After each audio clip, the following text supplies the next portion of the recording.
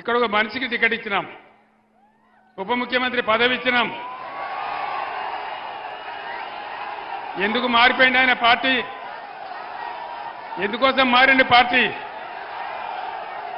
నేను ఒక్కటే మాట చెప్తా ఉన్నా, కడియం శ్రీహరి సరే నేను అనలేను, ఆ మాట నా నోట నేను అనలేను, కానీ ఆయన చేసిన మోసానికి శాశ్వతంగా ఆయన రాజకీయ జీవితం సమాధి చేసుకుంటే మనవి చేస్తా ఉన్నాం.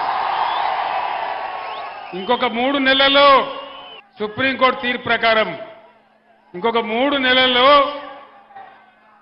స్టేషన్ గన్పూర్ కాన్స్టిట్యున్సీకి బై ఎలక్షన్ రాక తప్పదు. మన రాజయ్య ఎమ్మెల్యే కాక కూడా తప్పదు. మీరు రాసి పెట్టండి. నేను చెప్తున్న జరగబోయే సత్యం.